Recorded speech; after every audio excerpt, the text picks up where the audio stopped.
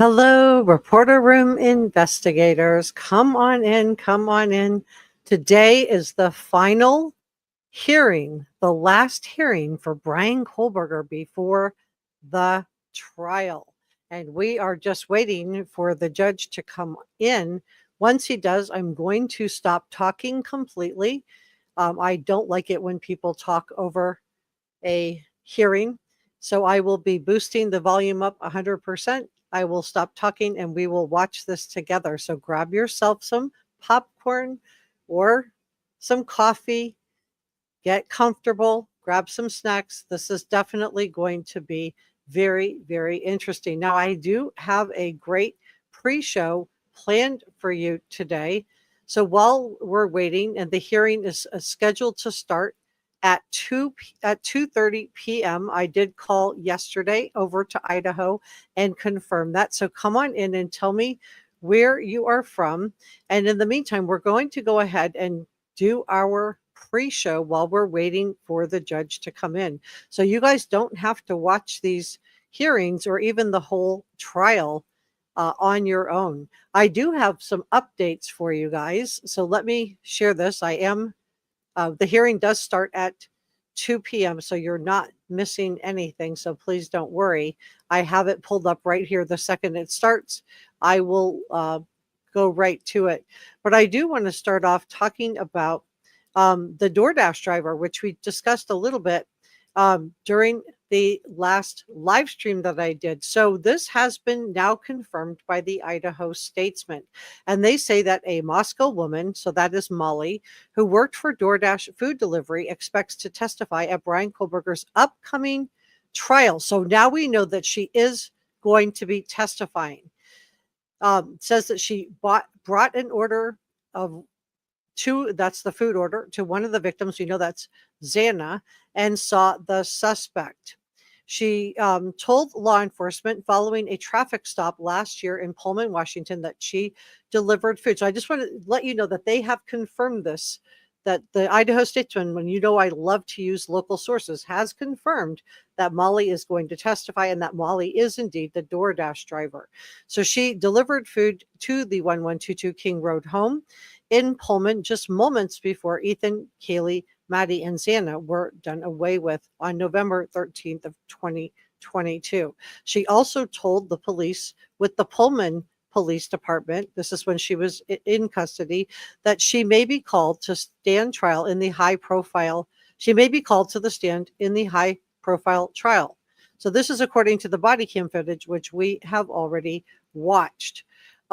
So I just wanted to share that with you, and I want to share this as well, because the mainstream media is now picking this up. Let me move myself a little bit out of the way here.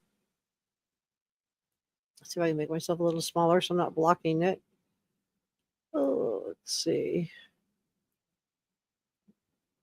Yeah, I think that's good. Okay. So now let's go to Fox News, and they also say that there's a surprise witness. They say that she saw Bryan there on that night. So this is a surprise. It was a surprise for all of us. And if you want to see the actual footage of her, I have it on the very last live stream that I did on Tuesday of this week. So a woman claiming to be the Idaho DoorDash driver dropped off food to Xana. This is according to Fox News. So the mainstream media, I love when we can scoop the mainstream media, right? But she dropped off food to Xana before the home invasion happened, and did away with Ethan, Xana, Kaylee, and Maddie. She has emerged as an unexpected eyewitness to testify at BK's upcoming trial. She told the police she saw him at the scene. The purported driver, and we're going to be going to the hearing. The hearing starts at 2:30, so I have it pulled up ready to go. The purported, and I did call the court and confirm this morning. The purported driver revealed herself in a body cam footage from an alleged traffic stop, and this was done in September of 2024, and it was posted on the Officer Axon account, which I already showed you guys. Web Sleuths, that's us. That's all of you guys. That's all of us picked up on it. And her connection to Bryan Kohberger's case was reported to the Idaho Statesman on Tuesday. And she says, they have the transcript of what she says. I have to testify in a big M case, Schmurder case here because I'm the DoorDash driver. So yeah, she says this in the video. The officer asks her which case. She says, the Schmurder case with the college girls. She said, I'm the DoorDash driver. I saw Bryan. I parked right next to him. So a lot of you guys were wondering what, there was a lot of people going back and forth of what exactly was said there. So this is coming from Fox News. I saw Bryan there. I parked right next to him. So now we know that it wasn't just a drive-by. She parked next to him. She is not named in redacted court documents, and she may have some credibility issues after law enforcement in Pullman, Washington, accused her of driving while on medication. Now, she did have a prescription for the medication she was on, so I don't know if it's going to be as big of a deal. But even if it's a prescription, you shouldn't be driving with that. But hearing what she had been through, I mean, I have a lot of empathy for her. DoorDash is among dozens of companies that law enforcement sought information from during their investigation, and Xana received a delivery less than 10 minutes before the attack, which happened just after 4 a.m. on November 13th of 2022. So let's go. Let me put this back up so anybody that comes by knows what we're talking about.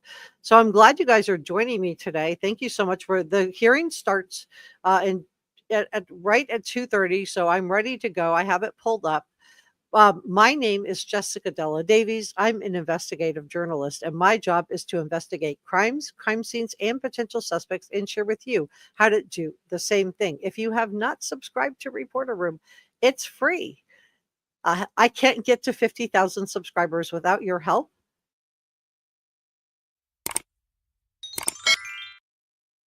Like, share, leave a comment.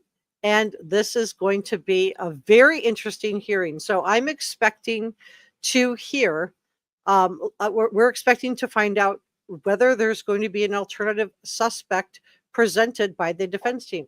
Will Bryan Kohberger have another alibi? And if not, when are we going to get the final alibi from Bryan Kohberger? And also, we're going to find out about the leaking. Now, I do have some information on that too. Let me finish with the DoorDash driver, however. So this is also from the Idaho Statesman. They said that Xana's DoorDash came from Jack in the Box in Pullman, which was just a few minutes away from the Moscow 1122 King Road home, and that it arrived at 3:59 a.m. This is what prosecutors said in March.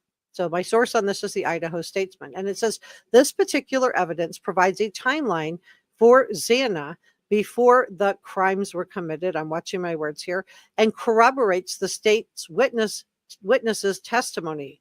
And it says state witnesses' testimony, plural, in the Idaho Statesman. And I've shared with you that I believed that not only was Dylan going to talk about seeing a man wearing a mask that was 5 feet 10 or taller, dressed all in black, who was athletic but not muscular with bushy eyebrows, that also Bethany had seen someone dropping something into a paper bag. A lot of people have speculated where Bethany saw him. Her window did face the front of the house. She also could have crept up the stairs.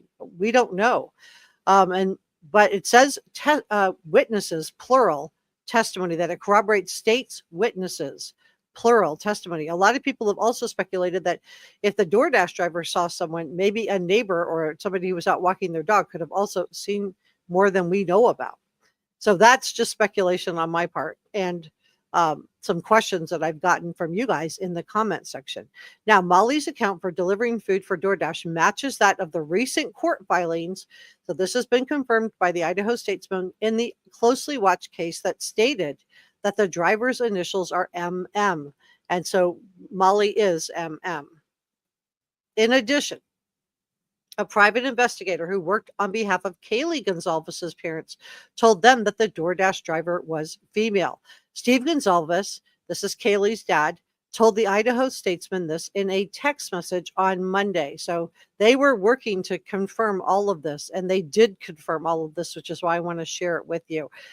In March, BK's defense team submitted a legal brief that said an expert witness for the prosecution will testify that their client had no connection to the residents of the 1122 King Road home or the DoorDash driver, among others affiliated with the case. So for people who were saying the DoorDash driver knew Bryan Kohberger, according to a legal brief that was submitted by Bryan Kohberger's defense team, this is not the case. And again, my source on this is the Idaho Statesman. The police search warrant returns from DoorDash contain photographs. So this is what law enforcement has from DoorDash. They have photographs, a list of the deliveries to the 1122 King Road that date back to 2019. So they looked at everybody, a spreadsheet of communication between the person ordering the food, we know that's Xana, and the DoorDash driver, who we now know is Molly. The defense detailed filing. The defense detailed in another filing. And I just want to share the link with you just to show you the receipts on this. This is the defense filing. Let's make sure we're all looking at the same thing. Yep. Okay. And the hearing starts at 2:30. We're doing a little bit of a pre-show to go through the DoorDash driver information because more information is being confirmed. So this is the defense filing if you guys want to go through it, but it does talk about the Linda Lane surveillance footage on November 13th. It talks about the 1130 Linda Lane surveillance footage for November 13th. Talks about the Albertsons Clarkston, Washington video surveillance and business records. So it sounds like we're going to find out what he purchased at Albertsons that day. The Amazon financial user records for Bryan Kohberger. We know this is the purchase of the K-bar knife, the purchase of the leather knife sheath, and the purchase of the knife sharpener. They're also getting Bryan Kohberger's father's accounts, records, purchases, and lists for the entire Kohberger family. So I think what they want to do is prevent somebody in the family from saying, or Ann Taylor being able to claim that somebody else purchased this K-bar knife in the family. It's also going to contain his subscription history, his click activity, and the sign-in history for the Amazon account for Bryan Kohberger and his family. And then it also is going to contain a police report from Michael Douglas, not the actor, obviously. Mr. Kohberger objected to the AV-832 as a police report. The prosecution must have a witness to testify about the contents of the police report. They also are bringing in the AT&T records, the bagel shop surveillance video on November 13th of 2022. So there's a lot of videos of this Hyundai Elantra that we have not seen yet. Bank records for Bethany and Xana. They're bringing in a lot of information. So I just wanted to show you the receipts on that. Let's continue on. And let me pull this up. Because I want to have this ready to go. And if somebody stops by, they know what we're doing today. So we are just waiting for this hearing to begin. And it's going to begin at 2:30 p.m. sharp. So we are doing a little bit of a pre-show to go over the DoorDash driver. Okay, so the Idaho Statesman said that DoorDash did not respond to them on Monday to an emailed request from the Idaho Statesman to a corporate press contact. And I promise you, once this hearing gets started, I will not be talking. I just want to let you know that. It looks like the Idaho Statesman also reached out to DoorDash driver Molly. They stated, quote, 2 listed phone numbers for Molly, this is MM, did not go through, and an email to her from the Idaho Statesman went unanswered on Monday. So she did not respond. In my opinion, she's under the gag order. She's probably been told not to respond. So the district court in Whitman County provided the Idaho Statesman with records that matched the Officer Axman traffic stop that I showed you. And this was just the Idaho Statesman doing its due diligence making sure that this hadn't been like phonied up or dummied up. So they were able to confirm that this was indeed a traffic stop that was done by the Pullman Police Department. She was stopped in her pickup truck with expired registration tags. And so they did not immediately respond for a public records request for the body cam footage posted on the YouTube page, nor did they provide the officer incident report or the citation, if any, issued to Molly. And as I said, she passed her breathalyzer. So I'm not clear if any, if there were any repercussions for Molly. Late witness lists have been filed by the prosecution and the BK's defense. The list remains sealed, preventing the ability to confirm Molly's name appears. The judge said let's talk about the judge and the gag order while we're waiting for the hearing to start. And it will be starting in just about 45 minutes. So grab some snacks, some coffee, come on in, tell me where you're from, what country, what continent, what state, what province, whatever you feel like you want to share. So let's talk about the gag order and what the judge said about that next. And my sourcing on this is Yahoo News. And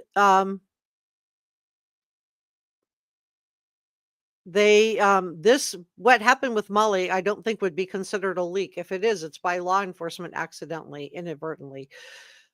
In May, the judge said the gag order likely was violated by somebody involved in the case, saying it's possible law enforcement was the source of the leak. So it sounds like, in my opinion, that he has determined that it's not the prosecution and not the defense team. And you will recall that he wanted them to go through their phones. He wanted to tell them not to delete anything off their phones, that he wanted to go through it. So it doesn't sound like he believes that it was anyone working for the defense or the prosecution, at least not that we know of. We might find out something different today, though, but this is what is being reported on this as of right now. So he said it was likely violated by somebody involved in the case, but he's thinking that it's possibly, this is the judge, possible law enforcement.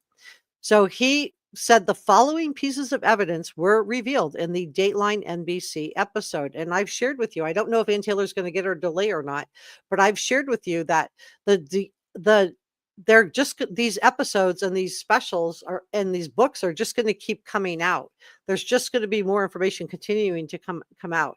I don't think there's anything the judge is going to be able to do to really stop it, other than holding the person who violated the gag order to account. So the judge said the following pieces of evidence were revealed during the Dateline NBC episode. He said, 1, the surveillance footage of suspect vehicle 1. We saw one other camera view that we didn't have of Bryan Kohberger. 2, the AT&T records for Bryan Kohberger. 3, the content of Bryan Kohberger's cell phone. And that would be the pictures of the victim's friends. 4, photographs and information associated with Bryan Kohberger's Amazon account.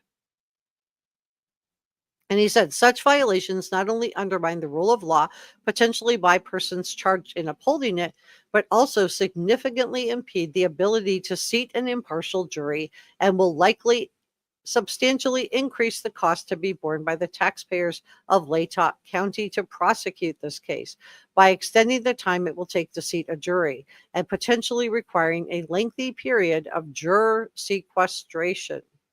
So Tara Malek, who's an Idaho-based attorney and former assistant United States attorney, told Fox Digital that the judge could hold the prosecution or defense accountable if the leak came from them. But it doesn't sound like, in my opinion, for what we're hearing, it could change today during the hearing. We could find out something else. But as of right now, it doesn't sound like he thinks it was the prosecution or the defense. It sounds like he thinks it came from someone in, possibly like a retired police officer or someone in law enforcement. He said, quote, this is Malek speaking, the attorney. Violation of a court order is sanctionable. It could be contempt of court, and contempt could be civil contempt, or it could be criminal contempt. That is going to be completely separate from what happens ultimately in the trial.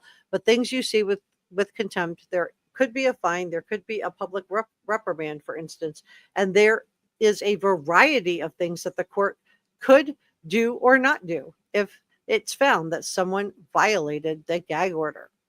She continues, this is the attorney. She said, I would be hard pressed to think that an entire trial would stop as the result of this. So she does not sound like she thinks there's going to be a delay. I think we're going to find that out in just a few moments. The hearing does start at 2:30 today. We're doing a pre-show together. And once the hearing starts, I promise you, I will stop talking. She said, I think it is most likely, in my opinion, to happen that the trial will move forward. This will be on a separate track as far as the investigation goes and figuring out who leaked the information.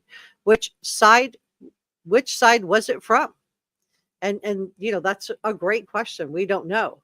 And then ultimately, who else, if anyone was involved, had knowledge of it? Or like I said, was it just a rogue actor here, needs to be personally sanctioned in some way? And I'm thinking it's somebody that's possibly retired from law enforcement that was just frustrated with the gag orders, but I don't know. That's a speculation on my part. Who do you think the leak was? Do you think it was someone with the prosecution? If you do, put prosecution. If you think it's somebody from the defense, let's do a poll. Put defense. If you think it's somebody from law enforcement, put LE for law enforcement. Tell me who you think the leak is. And a woman, goes back to the DoorDash driver. And I just want to go over what Yahoo News thought she said.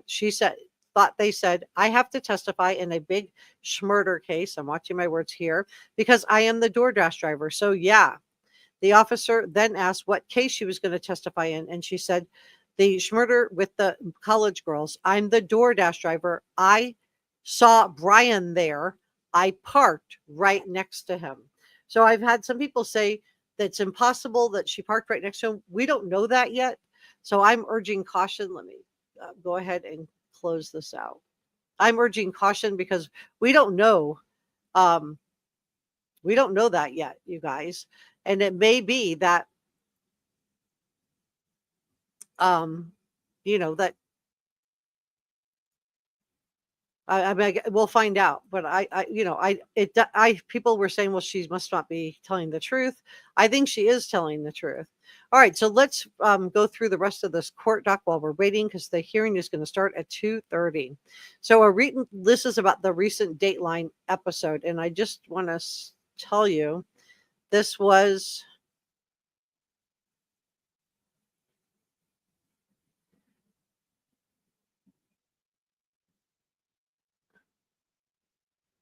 filed by Ann Taylor, Alyssa G. Massoth, and Bicca Barlow. Okay, so this is the defense filed this. And you can see Ann Taylor signed it right here. So she's really upset about the Dateline NBC episode and wants the trial to be delayed and also wants capital punishment to be thrown out. We'll see what the judge decides on this. But she did file this declaration from G. Ben Cohen regarding the time period between the indictment and the trial in between federal capital punishment cases between 2010 and 2020. And basically, she just wants everything to be delayed. But like I said, I just don't think things are going to stop. I think if they could seat a jury in Idaho in the Lori Vallow Daybell case, and they could seat a jury in Arizona with the Lori Vallow Daybell case, then they can certainly seat a jury in this case, in my opinion. So this is the average times that she submitted. Of course, she wants a delay. The average time for the verdict and how much time it took. And G. Ben Cohen signed it. So she really is pushing hard for a delay. I don't know what the judge is going to do with this. I think he's going to keep this train on the tracks, but we won't know until today. Let me check in with chat. We just did a poll. Let me see if who you guys think the leak is. If you think it's the prosecution, put prosecution. If you think it's the defense, put defense. If you think it's law enforcement, put law enforcement. Chloe says, true. I'm the only one of my friends who's a crime buff. I know people who don't know anything about this case. Yeah, I think that's, I think you're right. And I think there's a lot of people that that don't know anything about true crime that are, still watching this. And, I think it's absolutely fine. And I think I think they will be able to seat a jury. I don't see any reason why law enforcement can't seat a jury. So let's see where you guys are on the poll. Cyborg Mama, welcome as a channel member. She thinks the defense leaked. Hey, Kathleen. Red Cloud thinks it was the defense. Mel thinks it's the defense. Mrs. Magoo, hi, glad you're here. Come on in. Tell me where you guys are from. If you're watching, come on up and talk to me in the top chat. Malibu thinks it's law enforcement. And Jazz, who is one of our head mods, also thinks it's law enforcement. Marco says, "Oh no, I thought it was starting at 2. It's 2:30. It's 2:30." And I'm doing a little bit of a pre-show today because I just thought we had I had so many questions on the DoorDash driver and so many people saying, "Well, how do we know it's her?" Well, we do, the Idaho Statesman had confirmed it yesterday. So I just wanted to share that with you, that they were able to confirm that it is genuinely her. She is the DoorDash driver.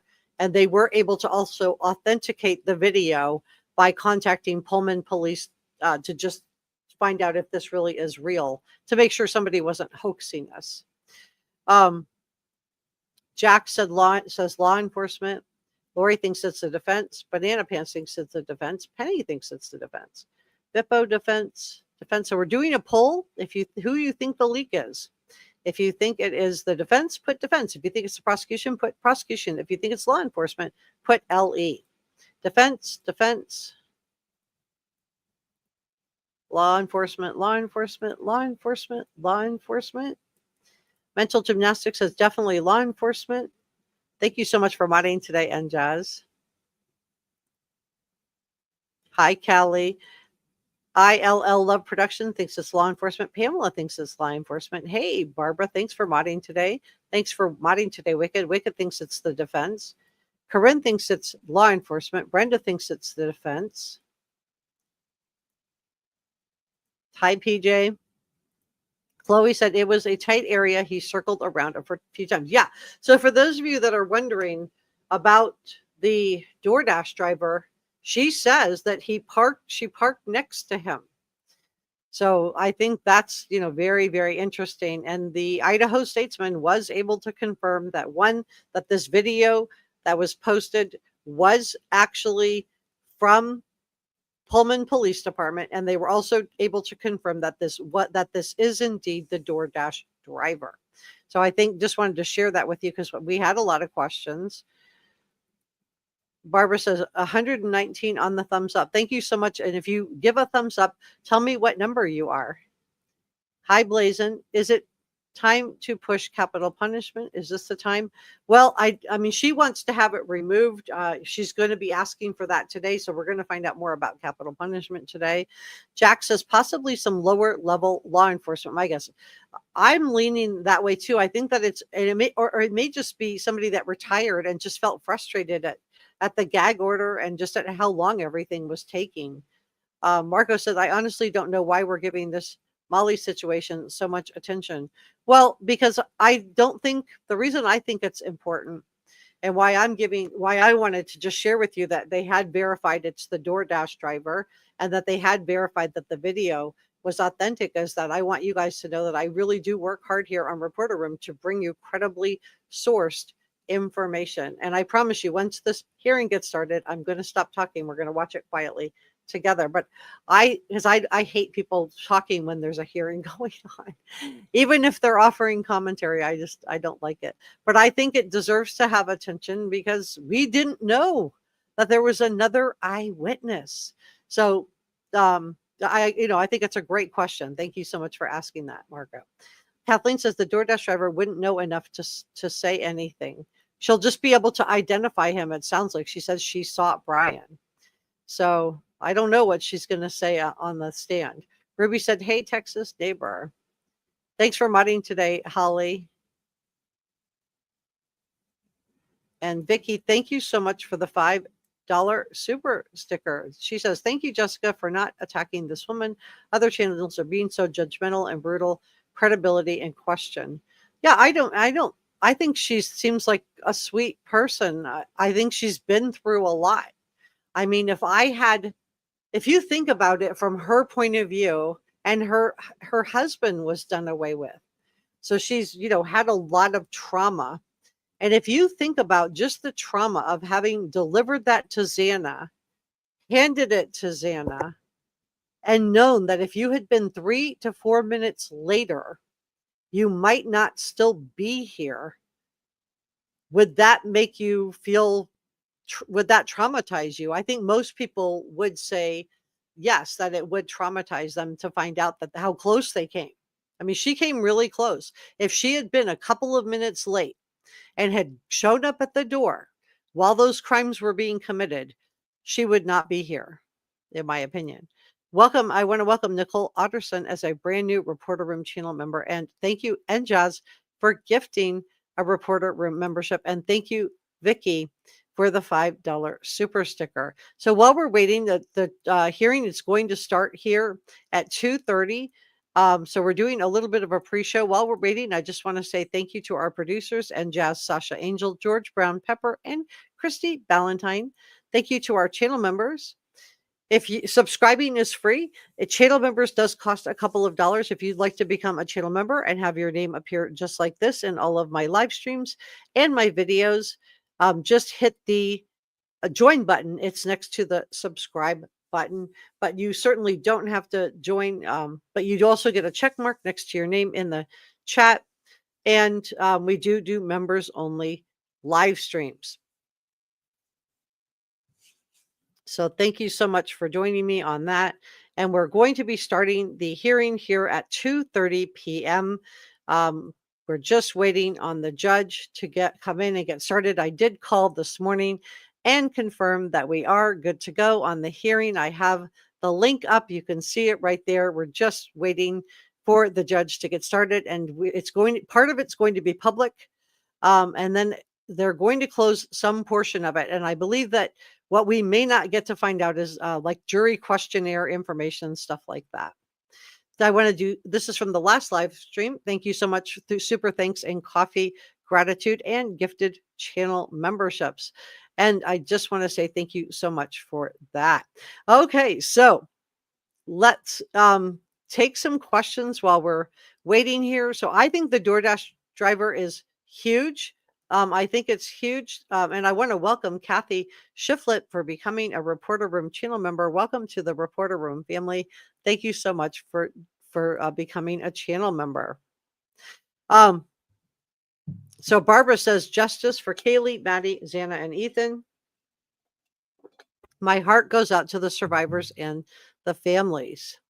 Linda thinks it was the employees that we were talking about, the leaking earlier. She thinks it might have been an employee at the police station. Yeah, it may not even be a member of law enforcement, right? It could just be somebody like working in the clerk's office or something like that has access to information, maybe doesn't realize how significant it is to leak it, or, did and leaked it anyway.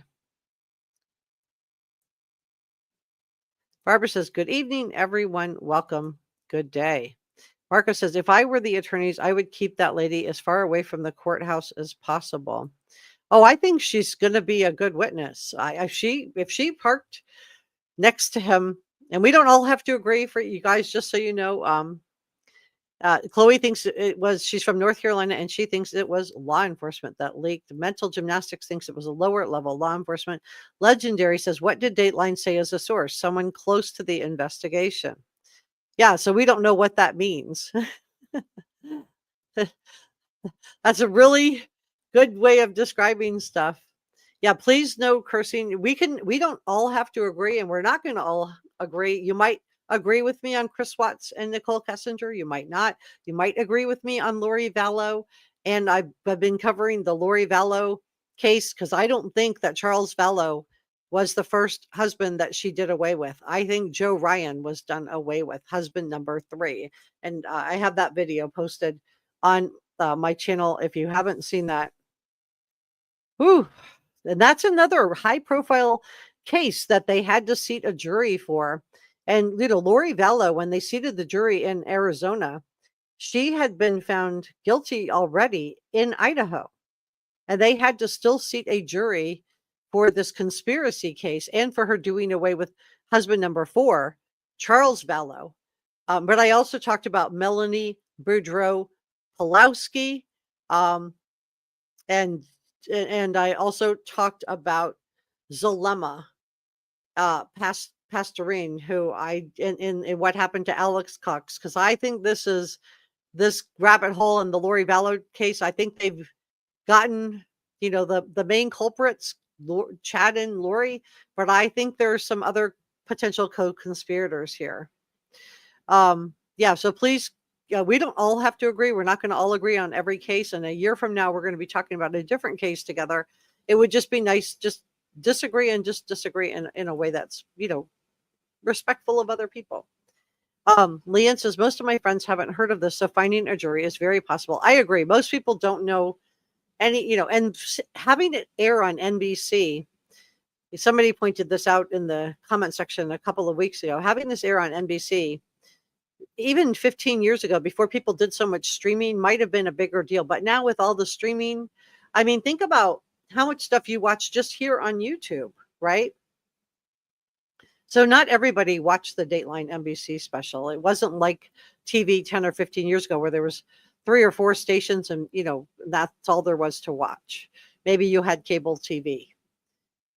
Rebecca thinks it was an FBI agent. Beth thinks it was law enforcement. Barbara says, I think the DoorDash driver will prove it was Bryan Kohberger. Well, she said she saw Bryan. That's what she said. I parked right next to him, is what she said. If you didn't see that video, I posted it on Tuesday. Nobody says defense. They're the ones with the motive. Mel said, if Ann Taylor is not ready for trial, then why did she take on another capital punishment case? Yeah, that's what the judge wanted to know too. Thank you for writing today, Enjaz and Holly. If you're watching, grab popcorn. It's going to be a very interesting hearing. This is the last hearing that we're going to get before the trial starts. Banana says, Austin here, several Texans in the house today. Welcome from the great state of Texas. Desert said she thinks it was, or maybe it's a he, thinks it was law enforcement. Barbara thinks it was the defense. Kelly said, could it be a relative of one of the victims? I don't see how a relative would have access to his cell phone.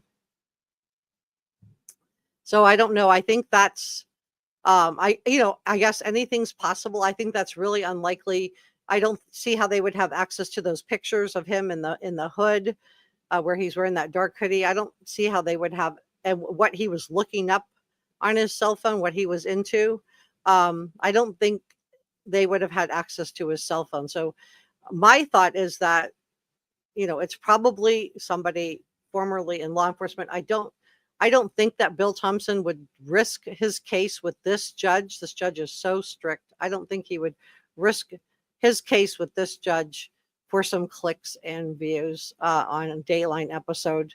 So that's a great question, Kelly. Thank you for asking. Betsy says, my favorite, jump in between you. Oh, thank you, Betsy. Law enforcement, defense. Marco says, Mel, they say the other case is a slam dunk. I don't know what that's about. Sorry. Love my puppies thinks it's law enforcement. So a lot of you guys think it's law enforcement or the defense. I haven't seen too many people saying prosecution, which is interesting. Nicole says, I think both the defense did their own as well as law enforcement. So she thinks it was both. Yeah, I guess we don't have to be narrow-minded and think that it couldn't have been more than one source. It could have been. Yeah. Tony, hi, glad you're here. Marco says, but knowing Ann Taylor, she did it on purpose in order to delay the Bryan Kohberger trial. Thank you for sharing your thoughts on that. Barbara says, thank you, Jessica, Reporter Room, for all the hard work you put into your channel. Thank you. Vicky says, Reporter Room, did my super chat go through? Yes, Vicky. Thank you so much. She says, thank you for Jessica for not attacking this woman. The other channels are being so judgmental and brutal. Credibility in question. Thank you so much for the $5 super sticker. Vicky, thank you so much. Is it Ola or Ola? I don't know. Mental Gymnastics wants you to know she is number 153 on the thumbs up. Kathleen says she is number 51. Yeah, tell me what number you are on the thumbs up. So thank you for that, Vicky G. Tony says 160 on the thumbs up. Thank you so much. Marco does not think the DoorDash driver is credible. Well, we'll see. I think, let's not I don't think, I understand. And I think the defense definitely will have, I agree. And I have mixed feelings about it. I think that in light of the fact of how close she came to being done away with, she was so close to being done away with. I feel like I can understand why she would have PTSD. I can understand why she feels traumatized.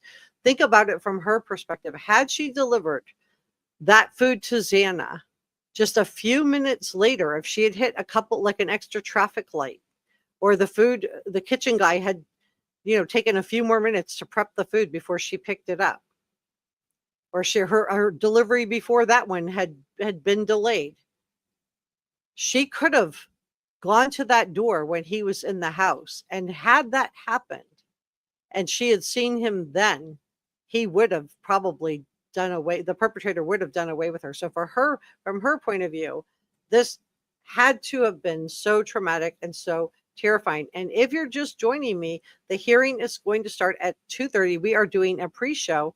Come on up and talk to me. Betsy said there's a video from the 111 to King Roadhouse. So not 1122, but 111 King Roadhouse that corroborates her being there and his car being there. And I am very confident, Betsy, I agree with you that I feel very confident that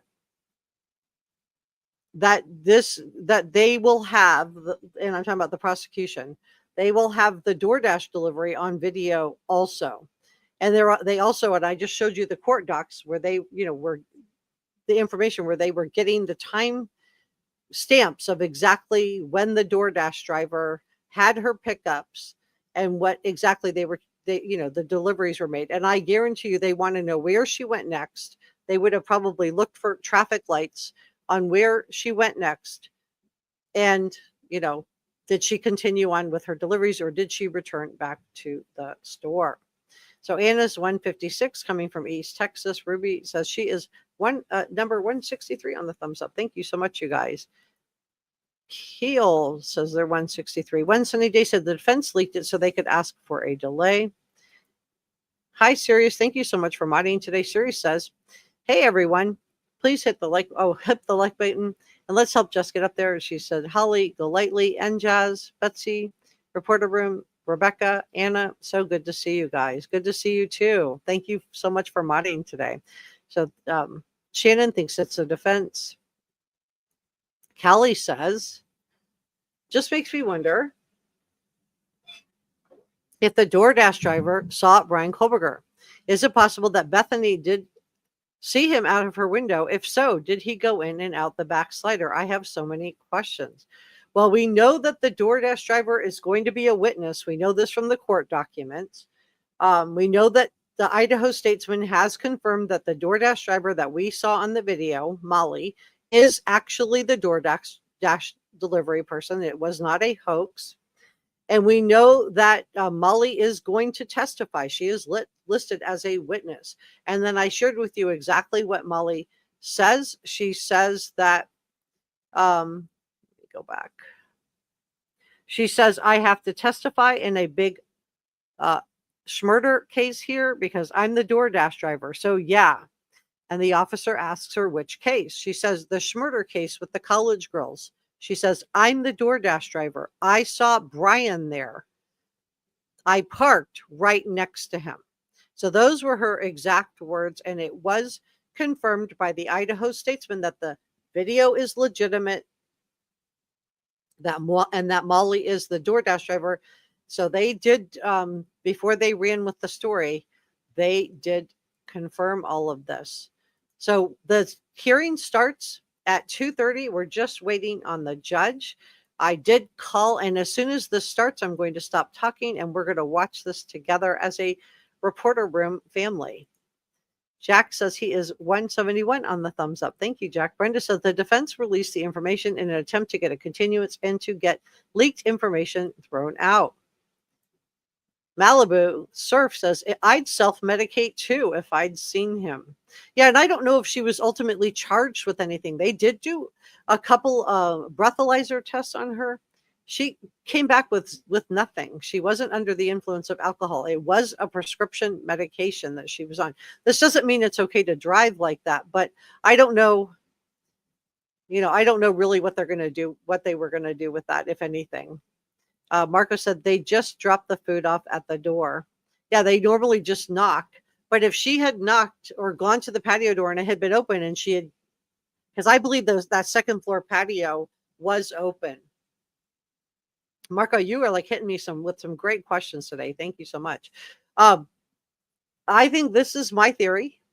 Tell me if you have a different theory. I think the perpetrator popped the sliding glass door and made that entry on the second floor patio doors.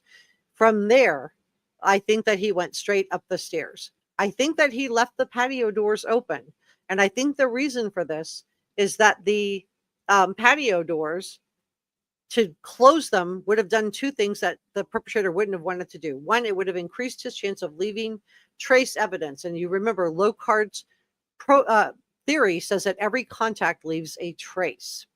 So we would have wanted to reduce Locard's principle by not closing the sliding glass door and risk putting his DNA on the door. That's number one. Number two, the reason to leave the patio door open would be to get out quickly if you had to make a quick getaway.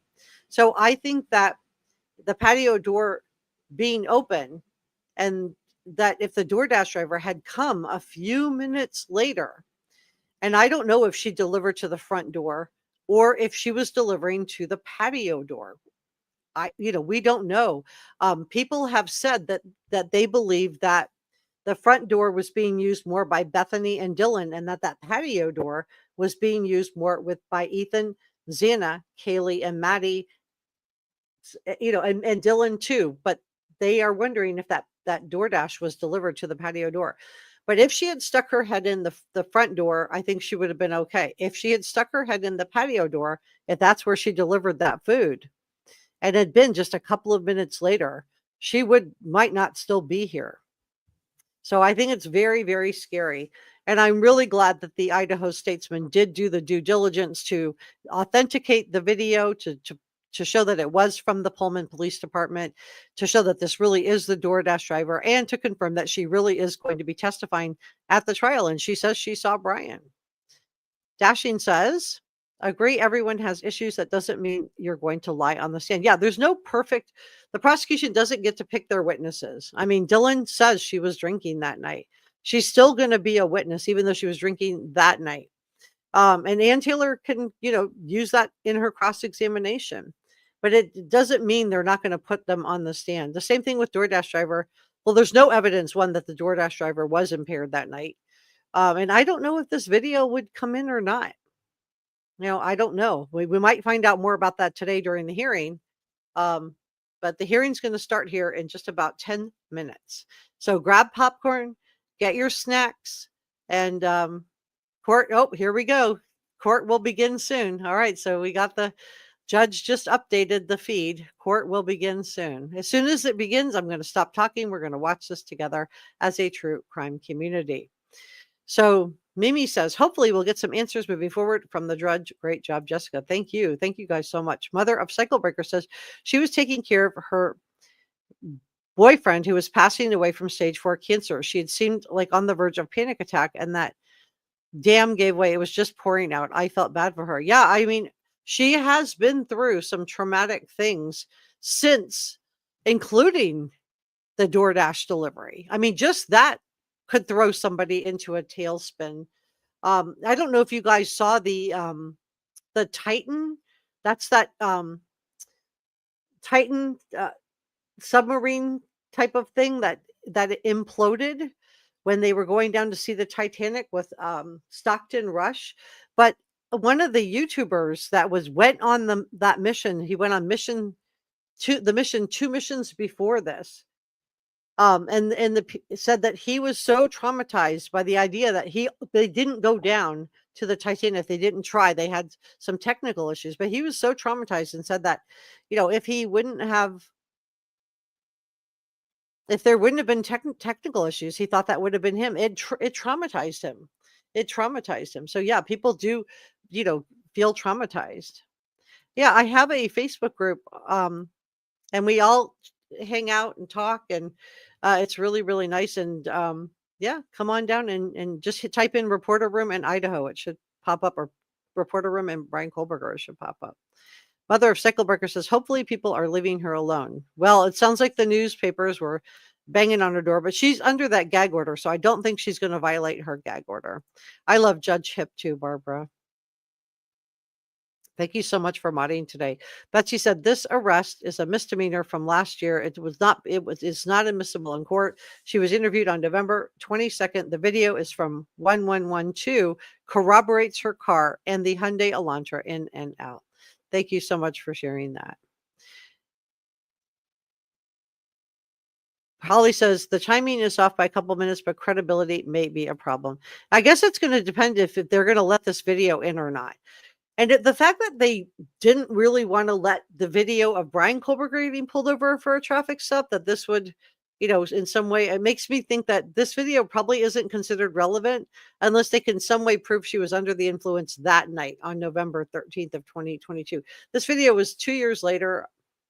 I don't know. I'm not convinced. I want to welcome Kathy again as a brand new Reporter Room channel member. So we're just waiting for the judge. He just updated the site, so the court will begin soon, and it will begin in about 8 minutes. Defense leaked anything to delay or dismiss. So we're talking about, if you're just joining, whether or not the defense team leaked or not. Was it the prosecution that leaked or not? Was it law enforcement that leaked? Who was the leaker? Thank you so much, Barbara. All right. So thank you to all the mods. Marco says there's another case of a male unaliving a college student. This guy displayed similar behavior to BK.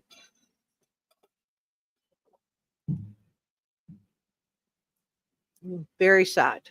Think for yourself. It's so sad women have to work through such ungodly hours with such pitiful pay. Yeah, I mean, she worked really, she was delivering this at around 4 a.m. She was working the night shift. And men have to work these hours too, right? Hi, this is our other head mod, 6 Cents Amelia. Glad you're here today. Welcome. She's on New Zealand time, so it is morning for her. Let's take a couple more comments while we're waiting for the judge. Malibu says, oh, wow, another Lori Vallow.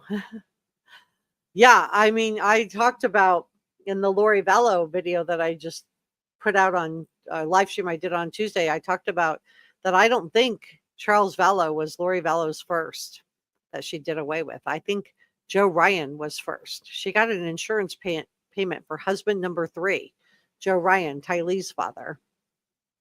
I think she started this before Charles Vallow. And Alex Cox was convicted of a crime he tried to do away with, just like he did away with Charles Vallow at Lori Vallow's request. Alex Cox is Lori Vallow's crazy brother, her deranged brother, who's a co-conspirator. And we know he took a shot at Tammy Daybell. We know he took a shot at Brandon Boudreaux, Melanie Pulowski's husband or ex-husband. And now Joe Ryan looks really suspicious. And it turns out Alex Cox, and I shared this with you in the video I did on Tuesday, he tried to do away with Joe Ryan before Joe Ryan passed away. So I think there's more in the Lori Vallow case. Yeah, she left a trail of destruction. And the reason we're talking about this is that if the judge could seat a jury in the Idaho and the Arizona cases, even after she was convicted, especially in Arizona, because she had already, that was a nationally and internationally covered case. It had specials on NBC and other outlets as well. And she did an interview prior to this So I think that, if they could seat a jury in that case, then they can seat a jury in this case. They'll have to do one year. They'll have to do the jury questionnaires, but I don't think Delane is going to do anything. But we'll see what the judge decides. Vicky says she's visiting. Mel says, Pennsylvania, welcome from the beautiful state of Pennsylvania. People in the Midwest are always so friendly. Bill says, Dateline said law enforcement gave them the information. It's obvious law enforcement that leaked to Dateline. My understanding was that it was someone close to the investigation. Hey, 12 Gauge, welcome. Sue, glad you're here. Vicky said, I'm visiting from North Carolina for the first time this August. Oh, that's wonderful. And Florida's in the house. Welcome from the Sunshine State. Let's see. Oh, thank you, Desert. Blazin says, I don't feel... Well, there's no evidence. She had a prescription for that. So I don't know if you can really, I don't think it's fair to characterize somebody who has actual medical issues, that has a prescription for medication, and then suddenly decide that because they're on a medication that they have a prescription for, that somehow, impugn her integrity that way. So I don't know. I'm going to remove that. Please don't. And please don't, please watch what words you guys use in here. But I don't want to talk that way about her. I don't want to impugn her. We don't know anything about her other than she survived. She survived. And, this had to be traumatic from her. We have about 3 minutes till this last hearing is going to begin. Sue said, so true. I know so many people have no idea about this case. We think because we have an interest, everyone does. It's not always the case. No, I agree. I think we're like the diehards here on Reporter Room. We are definitely the diehards. Sue thinks the leak was from Bryan's family. Well, they might have had access to his phone because he was probably on a family plan with his dad. I don't know what the benefit would be from that. Hadn't even thought about that as being an option. Holly said, everyone is entitled to a respectful opinion. We all have different perspectives. Please allow differing opinions. Just be respectful. Yeah, this is a critical thinkers channel for people who like to have all of the information to make up their own mind. And if you'd like to become a channel member, this is the link. Nicole said, I think this judge, he doesn't put up with BS.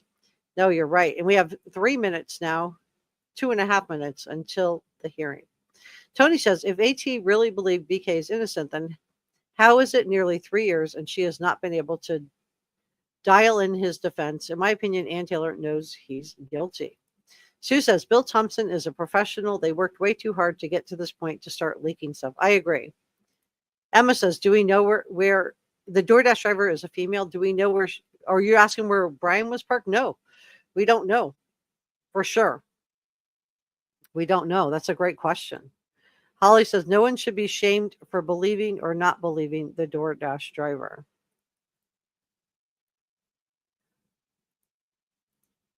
Lori says, I think Dateline was aggressive in their search for information from all sides. Oh, I agree. Kathleen said, it's hard to believe that this will be the last hearing before the trial. Ann Taylor and her team are surely going to grasp at more straws to try to break the camel's back. I don't know. We'll find out today how the judge is going to respond. Malibu says, I wonder if Bryan Kohberger parked on the street side road and DoorDash driver parked in front next to him at the side of the driveway. Yeah, we've got lots of theories. Now, tell me what your theory is, because she said she parked right next to him. So were they nose to nose? Were they side to side? Where do you think they were parked?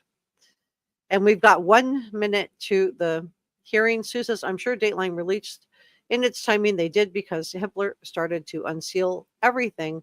I think it's really complicated.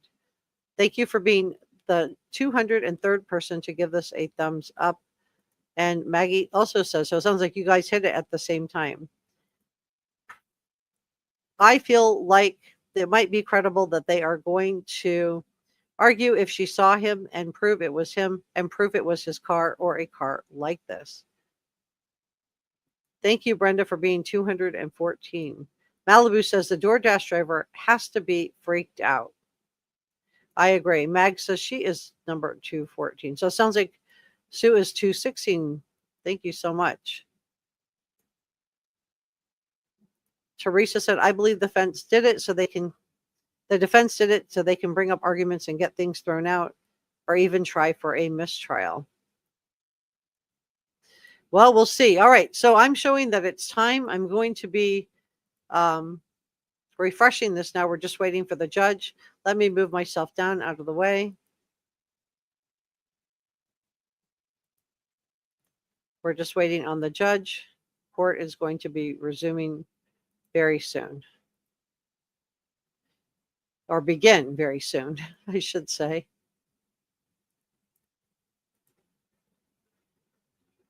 All right. So we're just waiting on the judge. Once the judge comes in, I will not be talking. If you want to talk to me, come on up to the chat.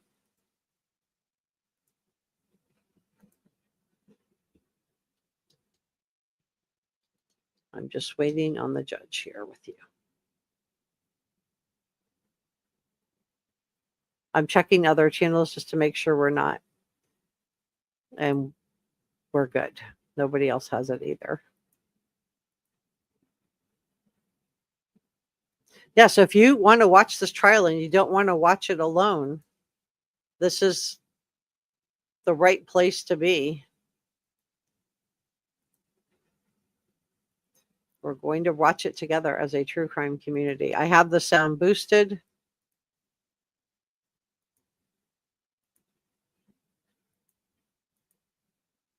All the way and all the way online as well.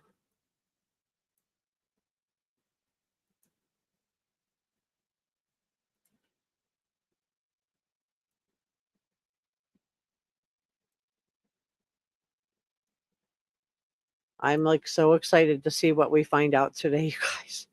Are we going to find out the name of the alternative suspect? Are we going to find out the name of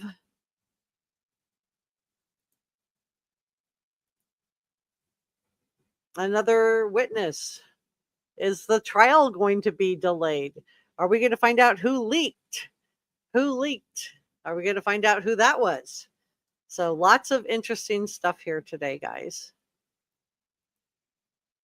So if you want to watch the trial and you don't want to watch it alone, then please consider subscribing to Reporter Room and come watch the trial. We're going to air the whole trial together on this channel. So we're just waiting on the judge. Last time we had a little bit of a delay. We had a delay. We were waiting on the judge. And it was, Ann Taylor we found out there was all the brouhaha regarding the leaks. So I don't know if we'll have a delay today, but we'll find out. Just really looking forward to finding out some new information. Let's talk about what we learned also while we're waiting from the last hearing to just catch you guys up. As the judge comes on, I'll stop speaking immediately. We found out we will not get the jury questions in advance. We found out the defense presented an alternative perpetrator and the judge sealed it and wants the defense to provide the judge with evidence that they're involved. He said he wanted to know how the defense believed what they were offering why it would be admissible. He said what the defense presented was objectionable in terms of admissibility. And then we had this hearing. We found out that the jurors will be scrambled. They'll fill out the questionnaires beforehand. And as soon as this starts, I will stop talking. But if there's a delay, we'll just go ahead and go through this while we're waiting.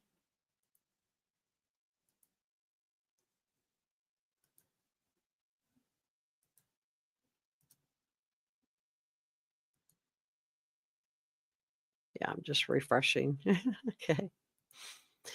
We found out that the judge stressed security and confidentiality about the jury questionnaires. We found out that today is the last hearing before the trial. We found out that voir dire, the judge's input, will be incorporated into the questionnaire. We found out that we will not have access to voir dire. The victims' families will be present. It will be streamed in the courtroom, but it will not be broadcast to us outside the courtroom. We found out that instead of having 4 to 6 alternates, he was going to go with 8 alternates, and that there will be 12 jurors seated. So a total of 20 people will be selected. And I'm just killing some time while we're waiting for the judge to get started. We found out that the attorneys are not allowed to have any contact with a juror, including pleasantries. We found that the judge wants to know where the witnesses and staff are staying. What hotel are they in? And it sounds like the jury is maybe sequestered, potentially.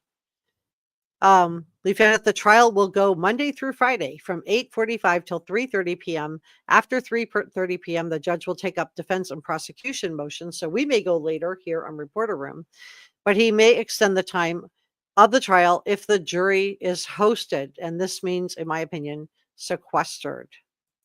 I am refreshing this every couple of minutes.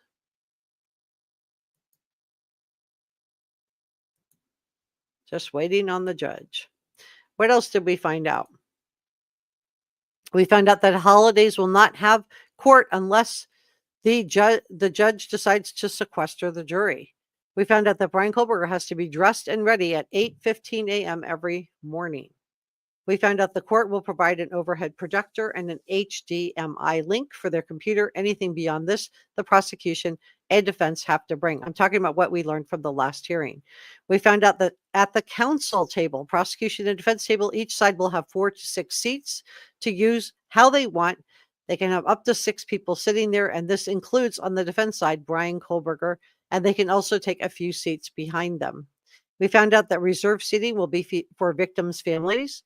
For the defense, it will be the 4 members of Bryan Kohberger's family members. I'm assuming this is going to be Michael, Mary Ann, Amanda, and Melissa. And all seats, there are also 2 seats being reserved for Dylan and Bethany, who the judge has characterized as victims. And he has seen more evidence than we have. I'm just refreshing. We are just waiting on the judge. Last time we had a 25-minute delay. I hope it doesn't go that long this time. What else did we learn on the last one? We learned that the stream of the whole trial will be streamed. So I will be streaming it. It will show the counsel's table, the witness stand, and the bench. So we'll get to see the prosecution, the defense, and the witness stand and the bench. The prosecution will have victim coordinators to sit with the family members. We learned the judge will protect the victims, including Dylan and Bethany. He has characterized them as victims, and I'm going to take his word for it. He has seen more evidence than we have seen in this trial. He said their face may not be shown during the broadcast of the trial, but we will be allowed to hear them. And he said he is not inclined to protect the faces of any of the other witnesses, including undercover law enforcement, unless they were undercover in this particular case. Ann Taylor wanted to stream witnesses from another room. We may hear more about that today. The judge said there would have to be, quote, very compelling reasons as to why they would need to stream from another location or a different room, because he said the public has a right to know how the jury came to whatever verdict they're going to have. So I thought that was interesting also. I'm looking just to see if anybody else has this, and nobody else has this either. So I just wanted to share that with you guys. I don't see anybody there. What else? They're in the same boat we are, just waiting. Let's go over what else we learned. We learned that the judge, so Ann Taylor said she had victims that didn't want to, not victims, she had witnesses that didn't want to get on the stand, and he would have to have a very compelling reason as to why. We found out during the last hearing that opening statements, that the judge is not going to tolerate arguments during opening statement. An opening statement has a narrow purpose and scope. It is to state what evidence will be presented, to make it easier for the jurors to understand what is to follow, and to relate parts of the evidence and testimony to the whole. It is not an occasion for argument. Opening statements should not refer to matters that are not going to be presented as evidence, and the scope and the extent of an opening statement is within the trial court's control. The judge can exclude irrelevant facts and stop argument if it occurs. So he kind of set the bar there. He said permission to be in the well, that's where the jury is not permission to invade the space of the jurors. So they can be in the well, but they cannot get within more than a few feet of the jury.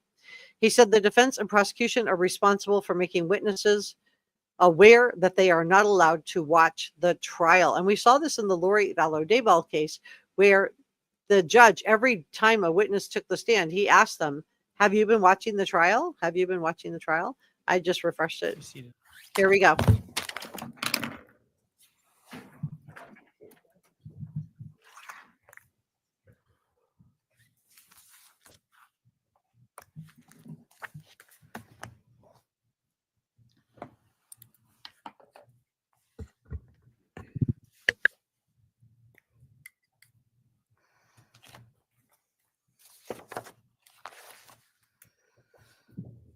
All right, this is CR 0124316665, State v. Kohberger.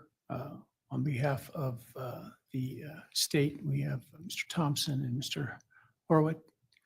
And on behalf of, when they should note the defendant is present with counsel, Ms. Taylor, Ms. Massoth, and Ms. Barlow. This is the time set for or at least the public portion of today's hearing is set for the motion to continue the trial filed by the defense. So we'll start with that.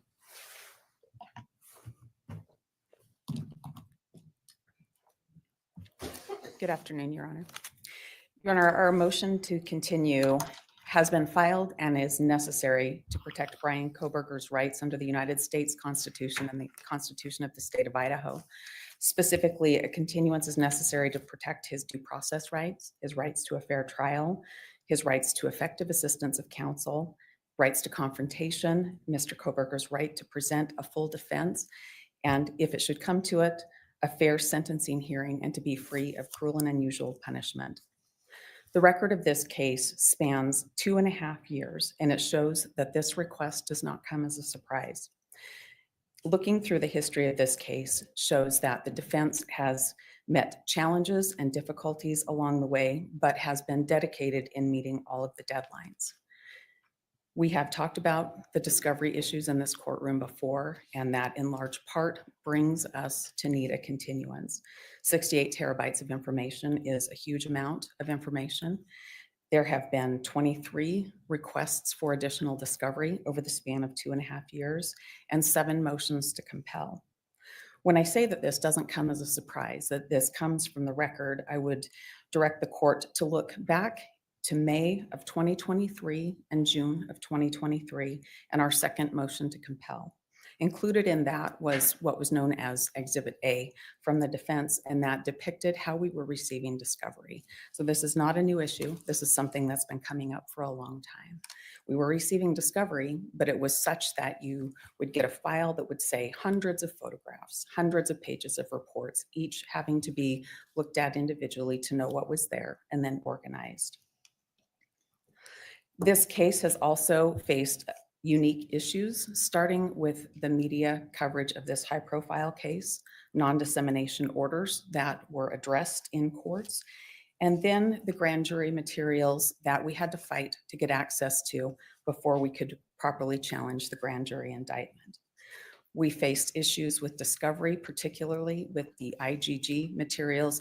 We spent a great deal of time trying to get access to those materials. Those were ultimately what we could get, was ultimately presented in a motion to suppress, and that's preserved should there be a conviction in this case. We faced venue issues in this case, culminating in the change of venue and bringing us to Ada County. At the first hearing in this courtroom, we discussed the discovery issues and not having read everything and being ready with a full investigation in this case. That was apparent through our motions to strike the death penalty, our motions to compel expert disclosures filed in September and December of 2024, and requests for more time to file our motions in limine that was granted in January of 2025. Throughout the course of the motions in limine and then a motion to strike death based on discovery issues in February and March of this year, the record is replete with notice that we are not prepared to go to trial in this case. The discovery is vast and we have not had a chance to review it all. That we met deadlines for experts shows our dedication to comply with court orders. It does not depict effective counsel ready to go to trial on this case. We would submit that it's the court's responsibility to assess this motion to continue with heightened due process that's required in death penalty cases. The death penalty case is different. That comes from Ford versus Wainwright at 477 U.S. 399 at 411. The court must be sensitive to safeguard every avenue of due process.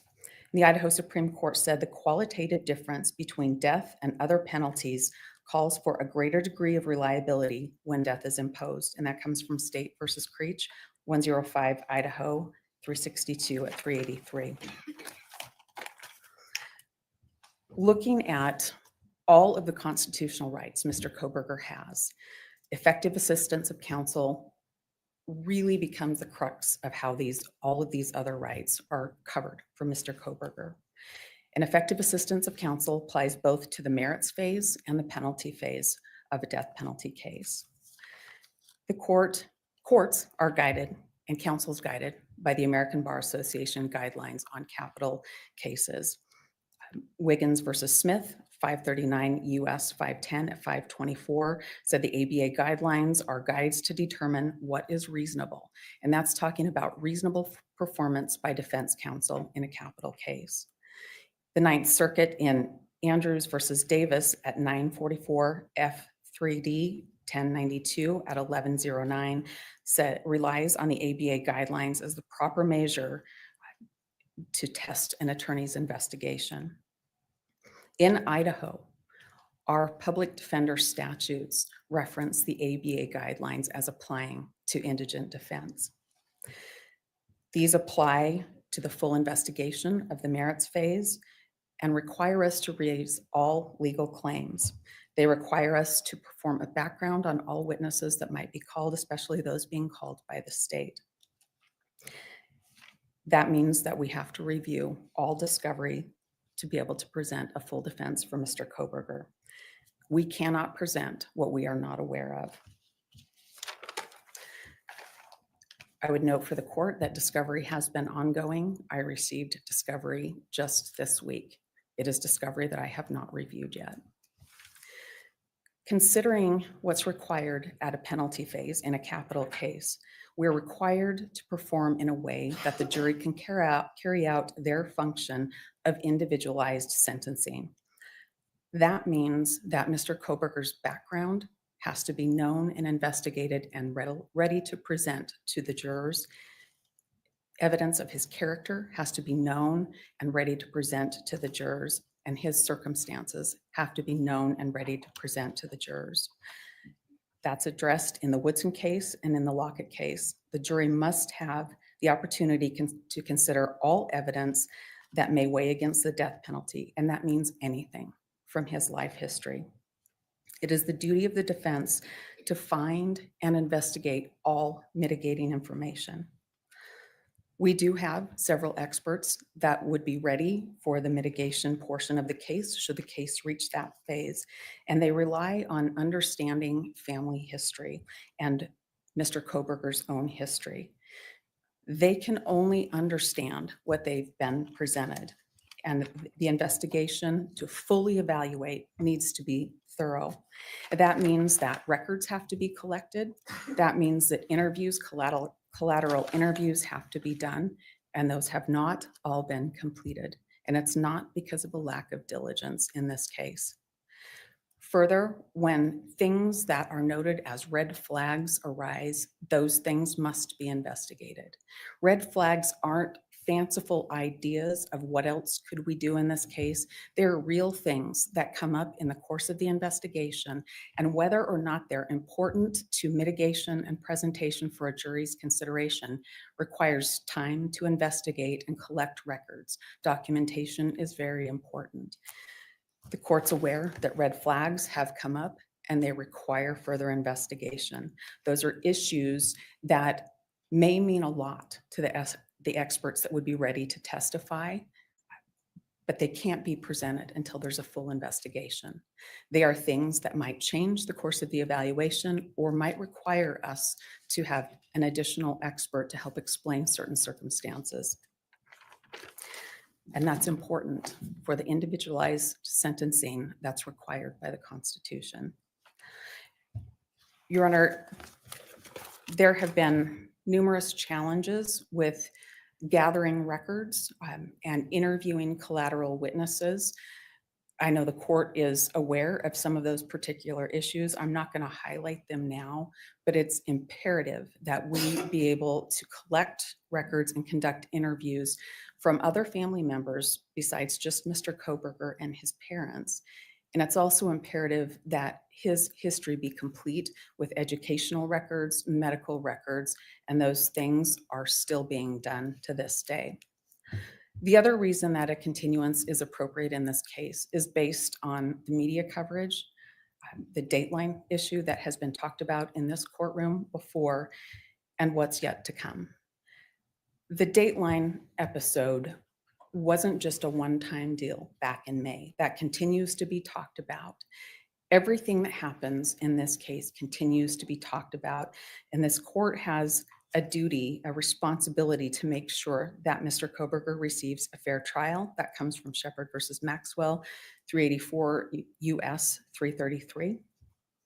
And a continuance may be the way that the court can best protect Mr. Kohberger. That comes from Patton versus Yount, 467 U.S. 1025. In addition to what is going on with what happened with the Dateline episode, that's not all. There's a book set to be released just a few weeks from now to be followed by a docuseries on Amazon Prime. There's a claim that there's inside sources that provide information in this case. At the very least, the moment we start attempting to select a jury in this case, those things are going to be on everybody's TV, everybody's social media feed, and some of the very witnesses that will be expected to testify will be taking part in the docuseries at least, and maybe noted in the book. That is in and of itself an exceptional reason for us to have a continuance to let those things play out for a while. I would also note, Your Honor, that jury selection is going to be particularly challenged and will need a great deal of time based on what's happened in the media and continues to happen. Your Honor, our request is for a continuance in this matter to allow us to be effective and perform our constitutional duty for Mr. Kohberger, to protect his constitutional rights, to make sure that we have fully investigated all mitigating circumstances so the jury, if it comes to it, can perform their individualized sentencing, judgment, and function, and to allow some space between what's recently happened in the media. Thank you.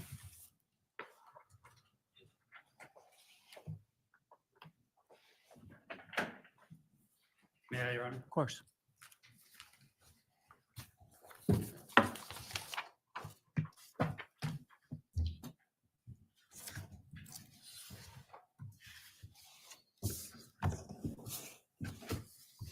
Thank you, Your Honor.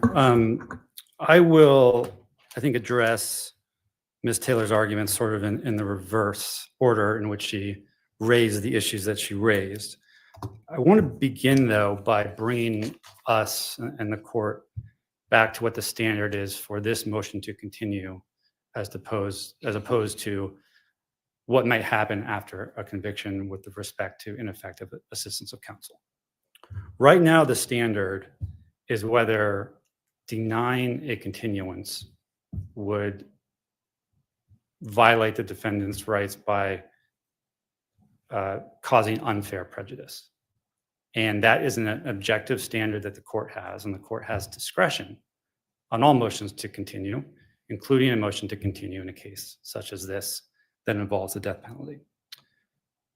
What the defendant and counsel are asking the court to do is delay this trial because of their subjective, prospective beliefs about how an ineffective assistance of counsel evaluation would happen by an appeals court if there is a conviction.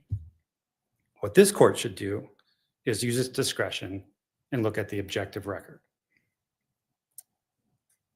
The record supports denying the motion based on what the defense has been doing, continues to do, and will continue to do through the mitigation phase until the penalty phase, including presenting mitigation evidence that the jury will ultimately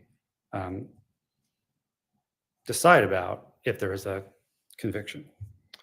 The lens that the court should look at is well stated, through which the court should look at this motion is well stated in some Idaho case law and others. And if I can turn on the Elmo, do I need to hit this button, Your Honor? And Clark needs to switch it over. Okay, thank you.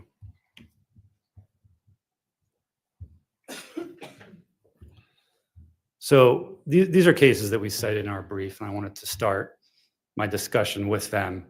I'll read the top case, which is an Idaho Supreme Court case, evaluating whether counsel was effective in a death penalty case. Counsel was not required to investigate defendant's entire life in order to objectively and reasonably present mitigation evidence. And then I like the way that the Seventh Circuit sort of rephrased the same principle by saying, I won't read the entire quote, Your Honor, but a scorch the earth strategy is not required. We're in a standard of reasonableness. And the record that is before the court, and I'll acknowledge we have not seen what specifics, if any, the defense has put forward in its ex parte filing. It's kind of hard for you, I recognize. It does, but we have not seen specifics. I did not hear any specifics from counsel just now about these witnesses need to be contacted, these records need to be obtained. And then the court, I think, mentioned at prior hearing we had when this was motion to continue was first raised, that the court would be looking at what admissible evidence the defense needs to obtain and what strategies would actually be used to fruitfully obtain that evidence. And we don't have anything specific that we can respond to about that. So I'm at a bit of a disadvantage, Your Honor, but I think the record that we do have shows that the court can use its discretion to deny this motion to continue. What we did in our response brief, Your Honor, was to cite the fact that the defense has identified 55 defense witnesses for mitigation, and I think one was recently added, so we're up to 56, 132 exhibits to use at the mitigation phase. And with respect to the ABA standards, we're not saying the court should completely ignore them, but what we are saying is that the court should look at them for what they are, which is a retrospective tool for appellate courts to look at the performance of counsel after a conviction, not some checklist that needs to be religiously adhered to in order to actually get to trial. Even if the court were to rely on them heavily, though, the charts that we put together show that for each of the ABA guidelines categories that the defense has raised, we have seen evidence in the record that shows that they have witnesses to talk about those issues and they have discovery on those issues themselves. Now, defense has called that superficial, but we would ask the court to look at the tables and look at the witnesses that we've been able to identify for each category and also the discovery in the record.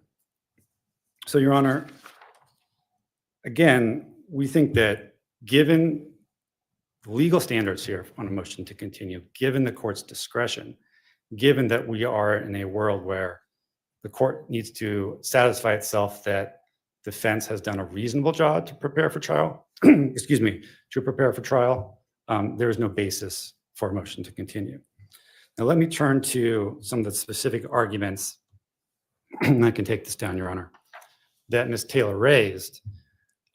With respect to the media coverage, we acknowledge, as the court has, that will pose challenges for jury selection.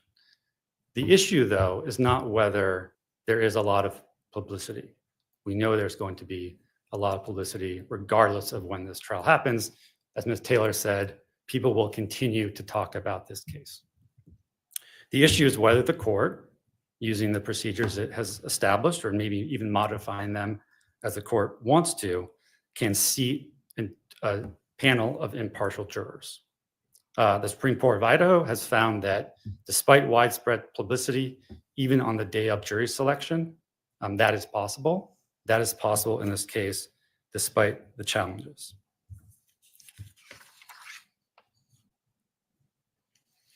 The other thing I would mention with respect to the publicity is that it puts us at the whim of the media. Every time there's a breaking story, every time there's a new book or a new documentary, are we going to continue the trial indefinitely? And that seems to be the danger in what the defense is asking for. We call it a perpetual continuance, and we haven't seen a proposal about when this trial could take place. If there's a continuance, what seems to be the strategy here is just to delay. And that leads me to, I think, the other point that Ms. Taylor raised, which was to say that, this shouldn't be a surprise. It is a surprise to us that a motion to continue was made so late in the game, after, by the way, the trial date was used to oppose an extension that we filed for with respect to our mental health expert. At that point, the defense said we can't possibly go down this road or give the government the state what it wants because of the trial date. Once that issue is resolved, then we get a motion to continue. So I think what we have seen from the defense is that they tried to use the mass amount of discovery to remove the death penalty from the table. When that failed, now we have a motion to continue. So I do think timing is relevant here. Again, and it's not just that the defense waited so long, it's that we now have a very substantial record on which the court can deny this motion based on everything that's been put in front of the state and the court. In terms of the mitigation investigation, Your Honor, we believed but did not have confirmation that the defense had a mitigation specialist until the reply brief on this motion alluded to an affidavit that mitigation specialist submitted. So I don't know what that says. I don't know what the mitigation specialist has said, but the fact that there is a mitigation specialist, apart from the 3 attorneys and 2 investigators that are part of the defense team, that person has one role, as I understand it, which is to prepare for the penalty phase if we get there. And that person, that specialist, has still time to continue doing whatever work they told the court they need to do. Your Honor, again, I would try to get back to the record and ask the court to look at the objective record when evaluating this motion. 55 mitigation witnesses, over 130 exhibits, a very robust team on the defense side, which includes their retained experts. Ms. Taylor, and in the briefing, really honed in on this idea of a social life history for the defendant. I don't know if the court has read the expert reports of the defendant's forensic psychiatrist and then the licensed psychologist. I won't discuss the details in open court, but our position is that both of those specialists, well-trained, very experienced specialists, conducted significant, fulsome life history investigations. They weren't just looking at bare records. They were talking to people from the defendant's past, from his present, his family, and developed parallel life histories. And in their reports, as I read them, no red flags that needed further investigation were noted. Nothing about those reports appeared to be incomplete, and the experts didn't say we are unable to reach the conclusions we need to reach for lack of investigation. So I think that is sort of proof in the pudding. We have a life history for the defendant. The defense has amassed significant materials, and I thought we were going to be solely talking about the mitigation case that still needs to be developed. That is not a basis for a continuance.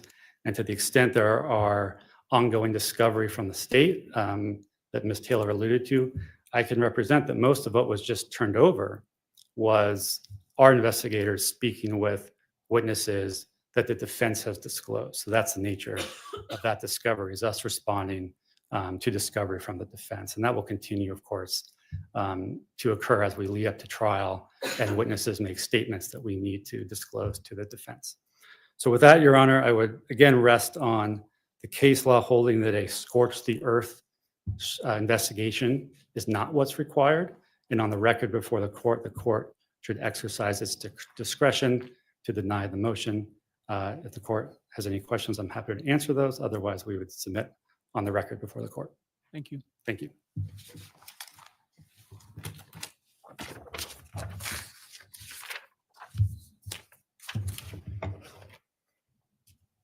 Any reply? Yes, thank you.